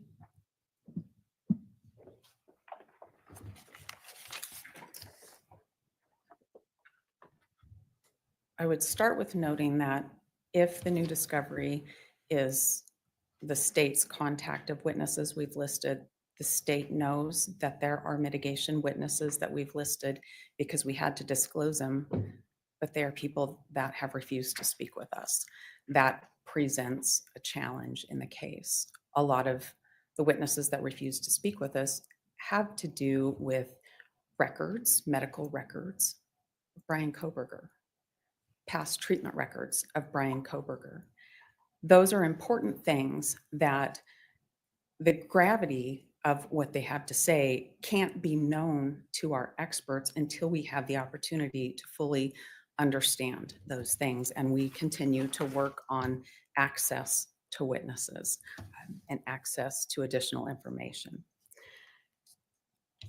Your Honor, I want to touch on just a couple of points. One, when the court considers a continuance and considers whether Bryan Kohberger's rights are violated, his right to a fair trial, his right to confront witnesses and evidence against him, his right to present a full defense, and his right to effective assistance of counsel are implicated and laid out in our motion to continue. The ABA guidelines require us to do a full investigation. It's not going scorched earth to understand Bryan Kohberger's full life history. These are things that are required. And we've done everything that we can. We have had a mitigation expert on the case. This is 2.5 years into a case, and the average for capital cases is 3.5 years. In federal court. In federal court. Which moves at a snail's pace in its best day in regular cases. I'm not a practitioner in federal court, so I don't have any basis to talk to the court about that. But what I can tell you is that a capital case where we have a client and we need to investigate both the merits phase and a penalty phase at the same time takes time. In any case, it takes time to do that. In this case, with the high profile nature and having people decline to talk to us presents a whole set of challenges that we have to find a way to work through.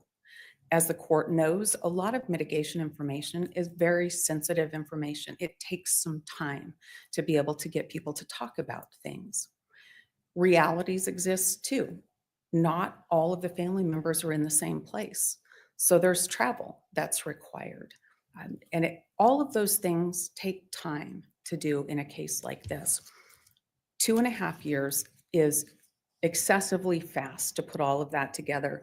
There was no delay in having a mitigation expert on board. There was no delay in getting investigators to work on the case. And as soon as issues became apparent, Mr. Kohberger's team did not delay in getting experts to help us understand specific areas of the case.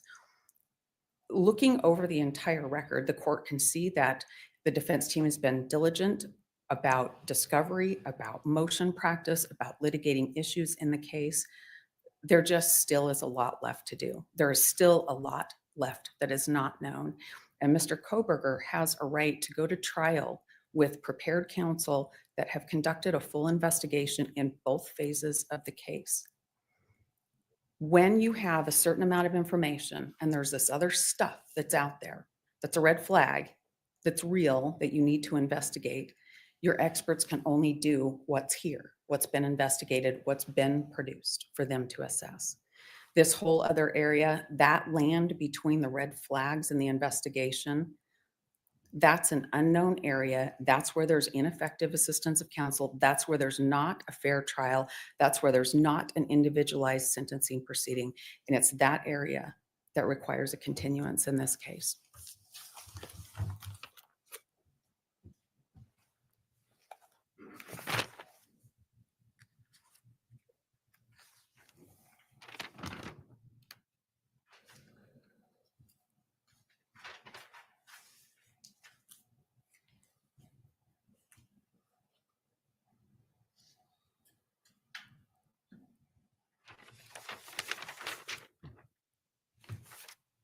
All right, I'll take the matter under advisement and get an opinion out in short order.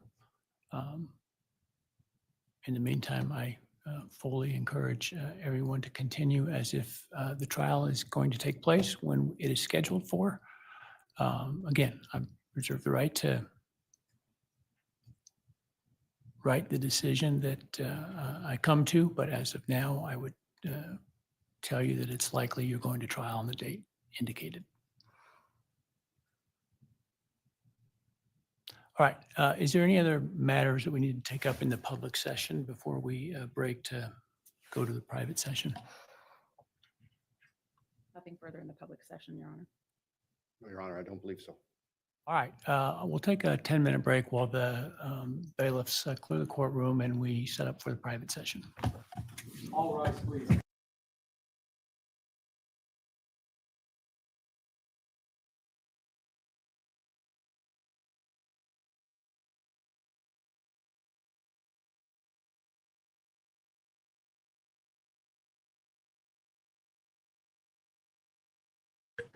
The defense argued that and Taylor said she wasn't ready. She said she wants capital punishment removed. She said she has to review all the discovery. She claims she received discovery this week and has not had time to review it yet. She claims that Bryan Kohberger's background and evidence of his character needs to be known and presented to the jurors.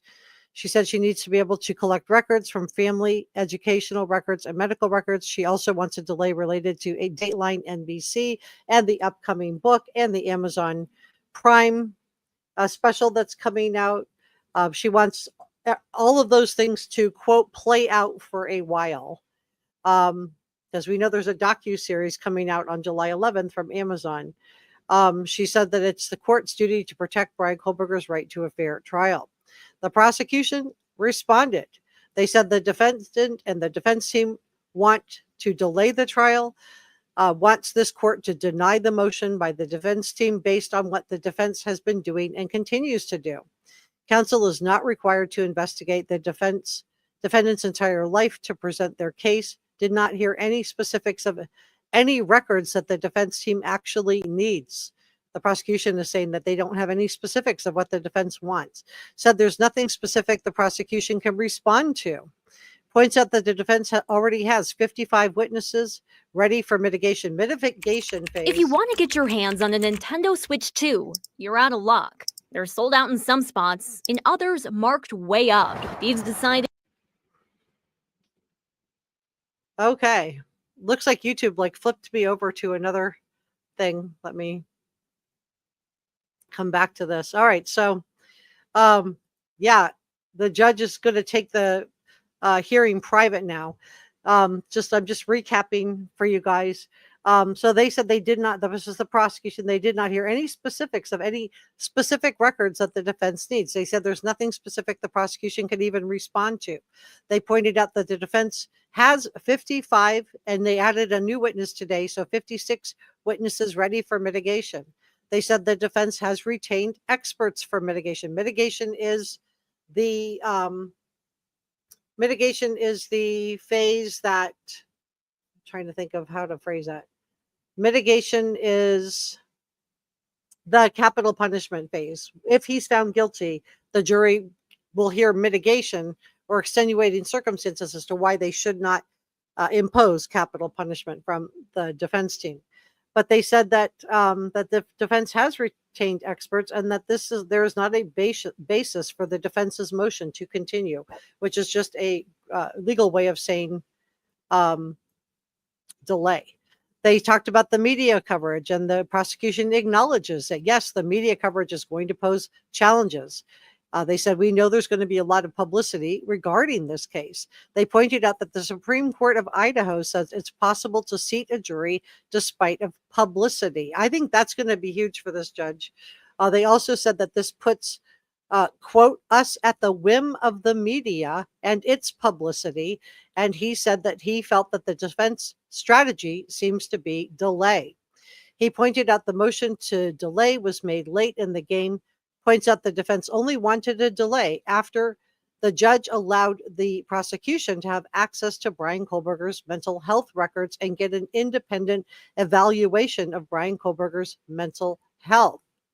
They said, in terms of the mitigation investigation, the prosecution believes that the defense has a mitigation specialist on, and that this person is part of the defense team, and they have only one role, and that is to prepare for mitigation. They also pointed out that discovery from the prosecution that the defense is claiming just got turned over today is just statements from witnesses, and that they're required to turn this over. They asked the judge to deny delaying the trial, denied the defense's request for a continuance.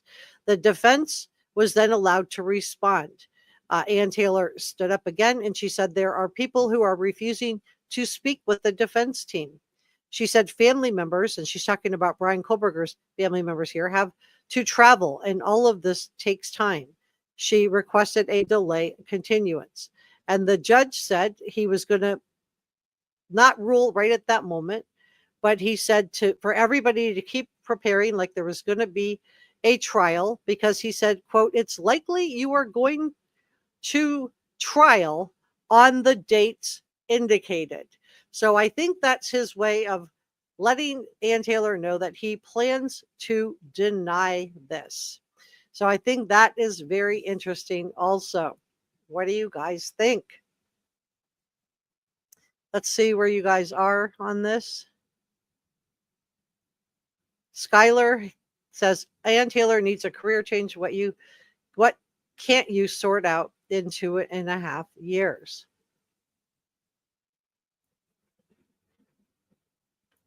Let me welcome Henry Dog as a brand new Reporter Room channel member. Thank you so much for becoming a channel member, and welcome to the Reporter Room family. Your name will be up here in the upcoming. Let me just show how it looks. Just like this.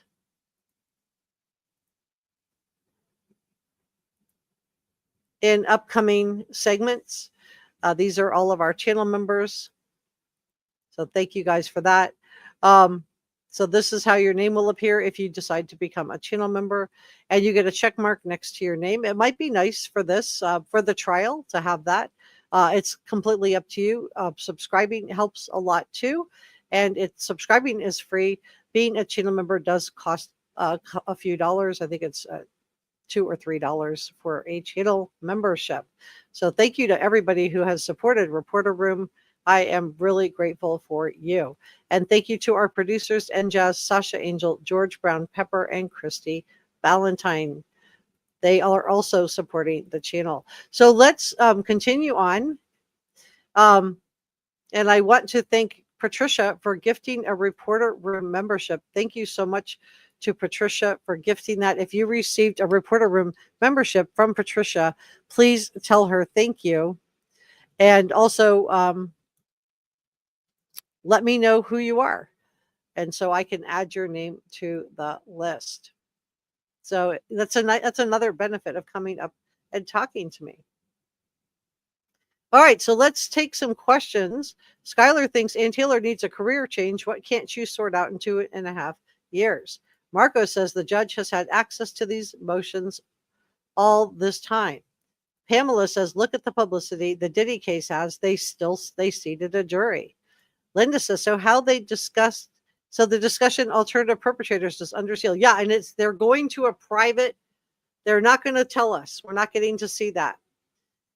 Baby wants to know, is there anything definitive for the judge? So this is what the judge said. This is, that really is the $1 million question. This is what the judge said. He said, It is likely you are going to trial on the dates indicated. So, in my opinion, that is the judge saying he's not going to deny it at this very moment, but it doesn't sound hopeful, in my opinion, that for the defense team that it's going to be delayed. It sounds hopeful for victims' families who are renting places to stay. They're renting, bed and breakfasts or Airbnbs or hotel rooms that they're having to fork out money to attend the trial. And, they have a right to a a reasonable amount of time also. Leanne says, I don't understand why his parents didn't just fly him home. Why have your dad fly out and drive you home? Yeah, that's been a question that's come up a lot. The trip that Michael Kohberger took from Albrightsville, Pennsylvania, to fly to Washington, and then did like a 3-leg stop to get to Bryan Kohberger in Pullman, only to then drive all the way back. I don't know. The real Zim said, I hope that he denies the continuance. It's been long enough. Let the families get some closure. And Nicole said, 3 and change for your channel. I don't know what that means. Nicole, if you want to clarify, that would be great. A. Howard says, so your question was, what do we think about the delay? I say the judge will go forward with the current schedule for this trial. That is where I am leaning also, A. Howard. I also think that we are not getting a delay. I feel very hopeful that this trial, that he is going to keep this trial from going off the tracks, and he's not going to delay this. Mel says she plays as if she's incompetent. She's mad because the judge keeps shooting her down. Well, thank you so much for sharing your thoughts on that. Jennifer says it may be because BK's immediate family may have all been subpoenaed to testify, so their presence is mandatory. Yeah, all the witnesses are in the same boat with that. But imagine if you're a witness and you've been subpoenaed to testify and you made your hotel reservations, or you're trying to make hotel reservations, and then you're up in the air, can I make my reservations, or is it going to be denied? Yeah, please give this a thumbs up and subscribe. This lets YouTube know that I'm doing a good job of providing you guys with credibly sourced information and trying to be as clear as I can when when I'm speculating versus when we're providing information. Lindy says, keep on grasping at those straws, Miss Taylor, while you spend your time on your other capital punishment case. Right? Rachel says, is it true that even one of BK's sisters thought he might be guilty? Well, we know one of his sisters didn't sign on to the most recent family statement, and we have heard, but we don't know for sure. We haven't heard it from her lips, but it's been widely reported that she suspected that he was involved and brought it up to the family prior, but we don't have confirmation on that yet. Marco says she doesn't think it's all of the family. And I want to thank all of you guys who took time to drop me comments and share your thoughts on this. And I want to thank Marco for gifting a Reporter Room membership. Wow, Marco, that is so nice of you. Thank you so much. If you received that Reporter Room membership, please let me know. And please make sure you say thank you to that person.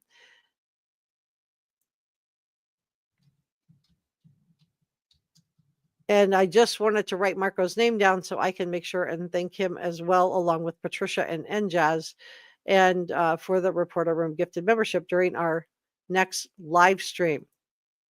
I do want to do super thanks and coffee gratitude for everyone from the last live stream leading up to today. This is not from today. And thank you for your gifted Reporter Room channel memberships. To NJazz gifted one for the live stream we did on the Lori Vallow Daybell case, and another one during the Bryan Kohberger. So one of the nice things of coming up and talking to me is you might get a channel membership for free. Jim says Bryan didn't want to leave that car in Washington. He knew he was being fired and needed the car with him. You think that's why his dad flew out? Very interesting. Christian says she knows she's destined to lose. It's just a question of how. Nicole said, I'm a widow on Social Security. I'm not complaining, but life is hard for some. Yeah, everybody has different circumstances. And Mel is the new channel membership. Welcome, Mel.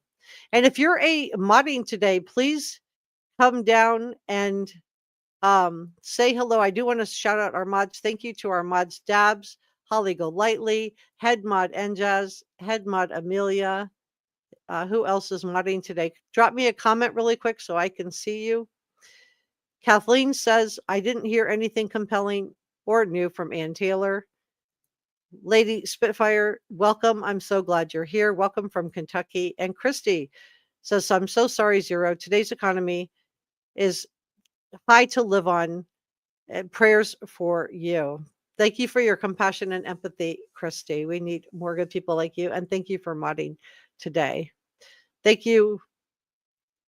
Marco says, if Bryan Kohberger was still enrolled, but Bryan Kohberger was still enrolled in high school, right? He finished classes online, is what I don't know if you're talking to somebody else. And Mel says, thank you for the channel membership. Congratulations, Mel. Did anybody else receive a channel membership? Thank you for modding today, Christy and Holly and Patricia and Enjaz and 6 Cents a Million. Sorry, this is jumping along. Thank you so much to Long Island Hillbilly. Wow, for the 1999 super sticker. That is so nice of you. Thank you so much. She says, thank you for a great live. Ann Taylor is scrambling because of a weak defense. Thank you so much for that. I'll be putting that toward editing equipment. And Jones Nalitude says, thanks to whoever gifted me, my membership was on the 13th. That I'm thinking that probably was Njaz. It could have also been Patricia, though. There was a couple of, and I think Amelia also gifted some memberships around that time. Rachel says, will Bryan Kohberger's father be put on the stand? And if so, will he have to answer questions from the prosecution? Yes. My understanding is the parents of Bryan Kohberger and 2 other family members, I'm assuming it's Amanda and Melissa, are all have all been subpoenaed already. Thank you, Christy. Let me see. Thank you, Njaz. Thank you, Amelia. Thank you for modding today, Dabs. Thank you for modding today, Christy. Linda wants to know, is it over? Well, I think we're almost done. We're just doing a wrap up, but I don't think we're going to get any more from this judge. It sounds like they're going to talk about the alternative suspect in private, but hopefully we'll get some more information. And I want to say thank you, Christine, for the $1.99 super sticker. That is so nice of you. Thank you so much. I really appreciate your kindness and your generosity. That is really sweet of you. Betsy says he was fired by letter. Yeah, we know that the date he was fired, but we don't know what day he received the letter. Regina said, I'm also on disability with limited income. I know how you feel, Zero. This is why I love our community, our true crime community here on Reporter Room. Everybody's so empathetic and compassionate for each other. Thank you, Rachel. LA says, new member will follow here. I like the nice flow and respectful people on here. So happy to find you. I'm glad you found us too. You can back it up. The judge just made a ruling. You can back it up. If you ever come late to one of my live streams, you can always back it up. And you can even adjust the speed. Did you guys know that? When you're watching a live stream, you can just go to the gears and you can change the speed. Thank you, Kathleen, for modding today. Thank you, Holly. Marco says, Jennifer, he could have just taken a job as a DoorDash driver. Eleanor says, when will the judge release his decision on the delay? He did not say, but he did make it. So that's such a great question. That really is the $1 million question, isn't it? And Andrea says, everybody in this chat is so nice and also generous. Yes, they are. And I do have a Facebook group if you want to join me there on Facebook. And Hound Lover says, I didn't hear anything new from Ann Taylor. No, we didn't hear anything new or anything specific. So just to recap what the judge said, Ann Taylor made all of the arguments that she said. The prosecution rebutted the arguments. Ann Taylor responded, and the judge said, quote, it's likely you're going to trial on the dates indicated, but he didn't make a ruling. So it sounds like we're going to get a written ruling, maybe later today, maybe tomorrow. And Christy says, is this for sure the last hearing before the trial? Yes, we're not told of any other hearings today, So unless he announces something today, of course, I'll be monitoring it. But my understanding is this is the final hearing in all of the hearings before we go to trial. And it sounds like the judge is keeping the train on the tracks. In my opinion, the fact that he's telling them to get ready tells me that he has no intention of delaying this trial simply for publicity reasons. Betsy says, letters to formally inform you of the termination of your teaching assistantship with the Department of Criminal Justice and Criminology effective December 31st of 2022. The letter reads.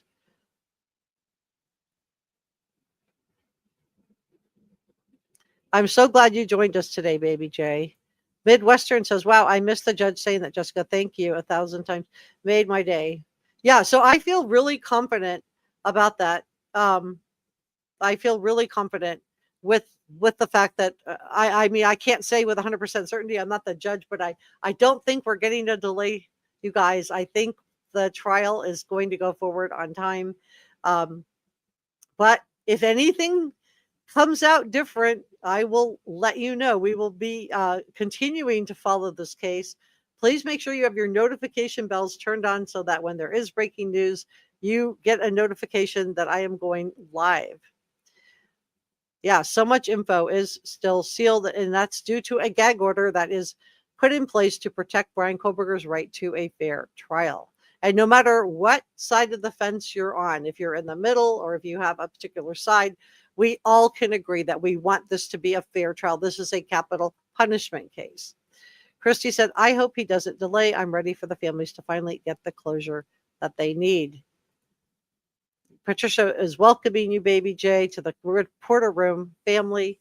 And Betsy says, it's from the Idaho Statesman, a reputable source. Yeah, I think that's great. Thank you so much, Betsy. Marco said, I'll go on the record and say that he didn't sound convincing. I'm sorry, who's he? Vicky said, Idaho Statement, it's a local paper news. So yes, it's real. Yeah, that I love the Idaho Statesman. They've been very they're very meticulous. They're the ones that verified the DoorDash driver that the video was legitimate, that it wasn't some type of a hoax. They verified that was indeed the DoorDash driver. They verified that she's going to testify. They tried reaching out to her, but she's under a gag order, so she didn't respond. Hey, Farah. Farah says prosecution presented concrete facts, no delay, in my opinion. Afro says, is the best true crime community, and Jessica Della Davies is the best YouTuber. Aw, that's so nice of you. Thank you. You made my day. Marco says, I know Ann Taylor is going to come up with something. Holly says, thank you everyone for being here. We appreciate you. Christy says, Njaz, way too long of a wait, in my opinion.